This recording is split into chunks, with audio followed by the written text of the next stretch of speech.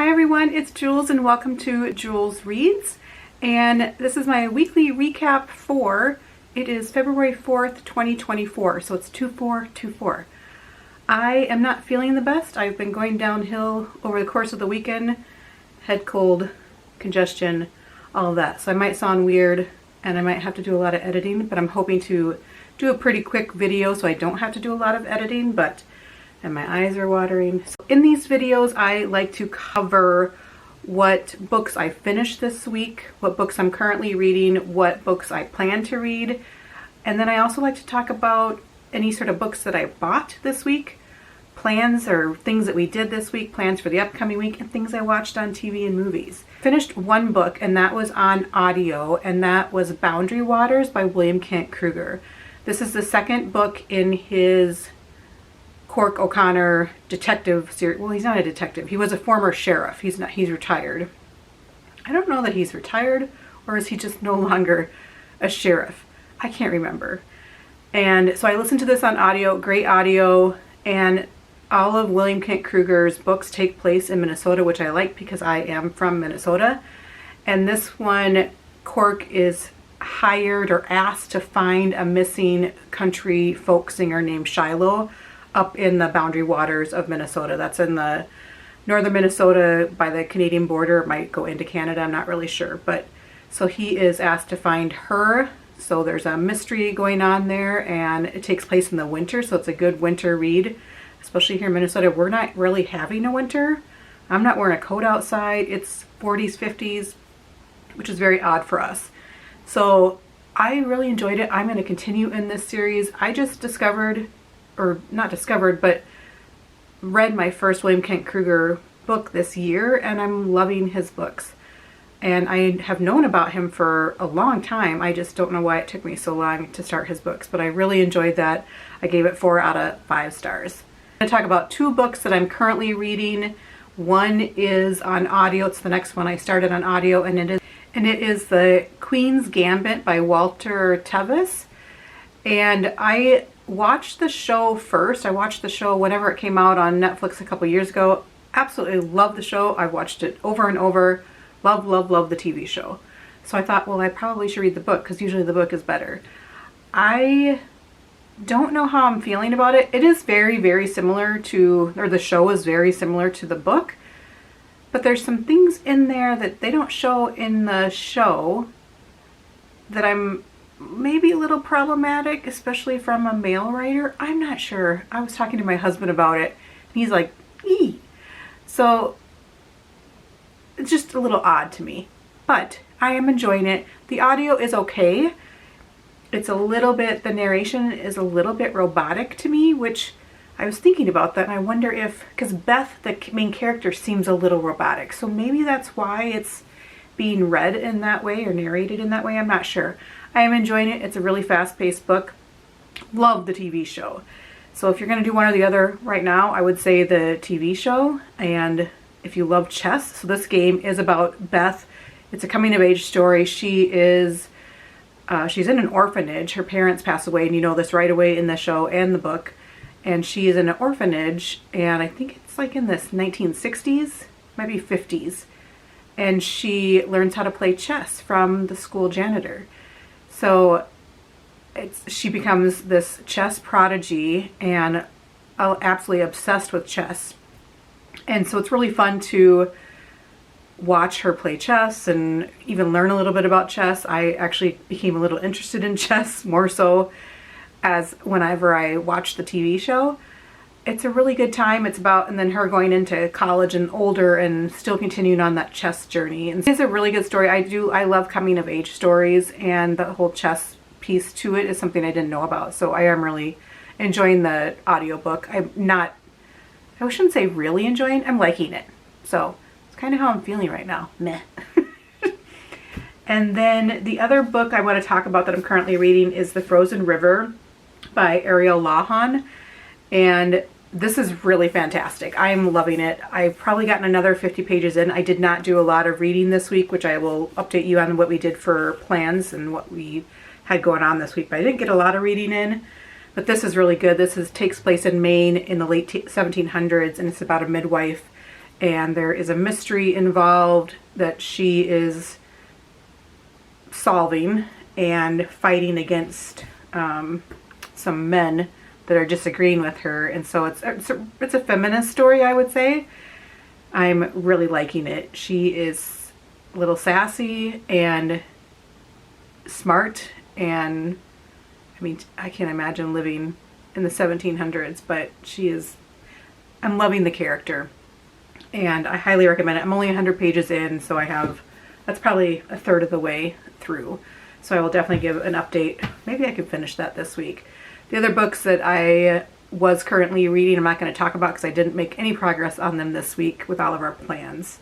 So then books that I want to read this week, I really just want to finish what I have going on before I continue with the next thing, because I feel like I have a little bit too much that I'm reading right now, but I do need to get into our February in Real Life book club book, which is Agatha Christie's And Then There Were None. So for books that I picked up, I have two, and they are both matte covers, so a little ASMR. And one is The Mad Women's Ball, and I believe this takes place in Paris in the 1885, I think, and it takes place in an asylum.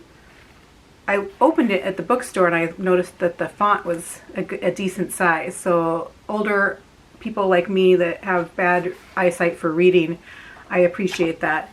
And it looks like a pretty short book, and I'm collecting and want to read a bunch of books about Paris. I love Paris, so that is one of them I plan to read.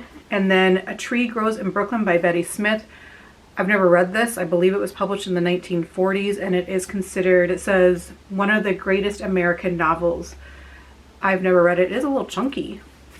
But again, I love these matte covers. I love the texture. So, does anyone else like the smell of paper?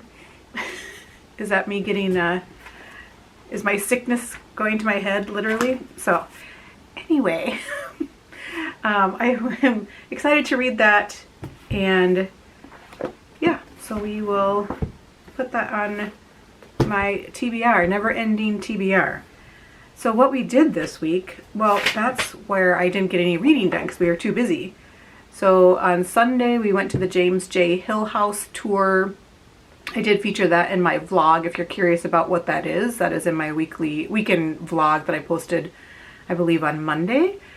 And then we played trivia this week on a Monday night. So that was one night, and we did the best we've ever done. Scored the highest, and we got 7th out of 8th place, which we've won first, second, third before. So it was tough competition.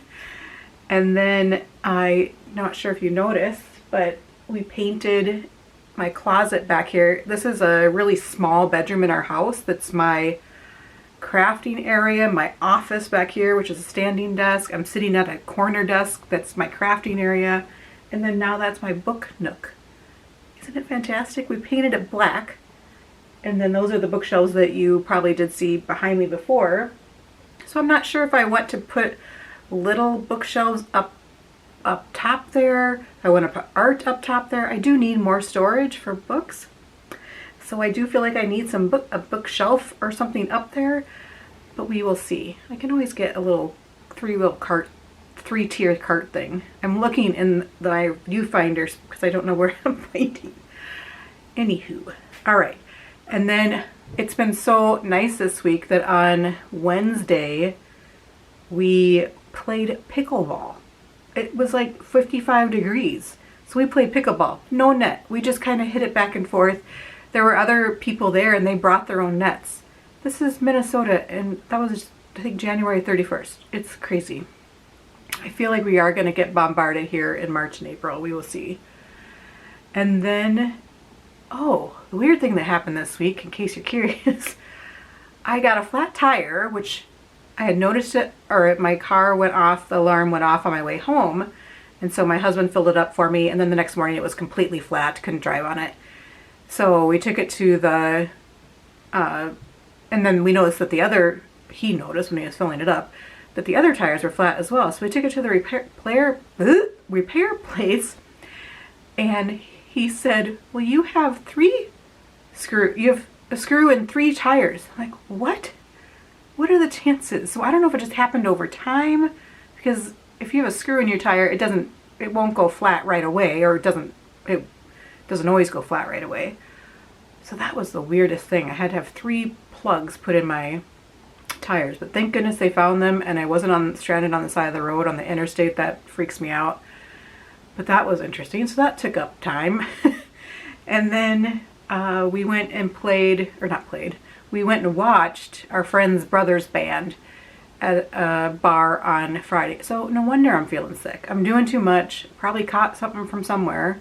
It's not COVID. I took a couple tests. It might be tomorrow. We'll see. I do feel like it's getting worse and worse as the day progresses here. But I'm drinking my water with liquid IV and electrolytes. And then the only thing left to talk about, I think, is my plans. No, I gotta talk about what I watched. Plans for this week. Right now I'm not planning anything because I'm not sure how I'm going to feel. Normally we play trivia on Monday nights. And I don't think we have anything else. That's kind of nice. I love that, actually. I'm an introvert, so all the plans is making me a little stressed out. And then what I watched. Okay, so I have a couple good things to talk about. Well, good is a matter of opinion. I watched Eileen, which is based on the book by Otesha Moshfegh, and I loved the book. And I read another book by her, My Year of Rest and Relaxation. I'm gonna butcher that, so I'm just gonna post it here. And I didn't really care for that book. I was just kind of bored. And then so I watched the movie. I was really looking forward to the movie about Eileen.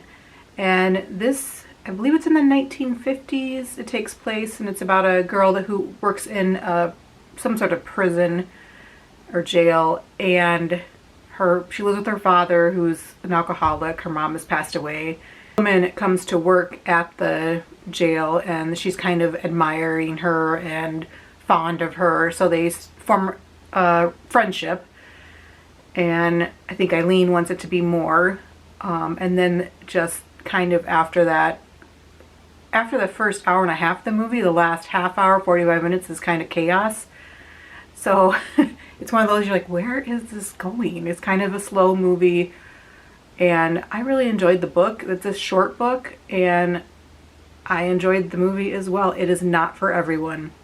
I would say it's a slow burn horror, and it is not for everyone. Like my mom, no, you would not like it. And she would not like the second one I'm going to say either. She would absolutely hate it. And that is Saltburn. And my husband did not like it at all. I really loved it. So that is the main actor. I'll post his photo and name here. I cannot think of it. He was fantastic. And then I looked it up, and he's not nominated for an Oscar for it. Okay, whatever. But and I really liked it. It's a little bit Talented Mr. Ripley-ish, a little bit. And this is by the same writer and director as Promising Young Woman. And it's kind of, I think it's I kind of want to read some things about it and learn more about what's behind the story. I'm sure there's more meaning to it than what I was taking in. And I think it's about class. So it takes place like in 2007. It's either 2002 or 2007. And about friends that meet at college. And then the one wealthy friend takes the not wealthy friend back to his home for the summer, which is like this huge castle, in the UK. So it's about their summer that they spend together, and it's a little crazy, a little weird. Again, this movie is not for a lot of people. I really loved it. It's weird, but I really liked it. So there you go. And I think that's about it. I am going to probably read a little bit tonight, relax, not do much, and get healthy. All right. Hope you guys have a good week. Thanks for watching.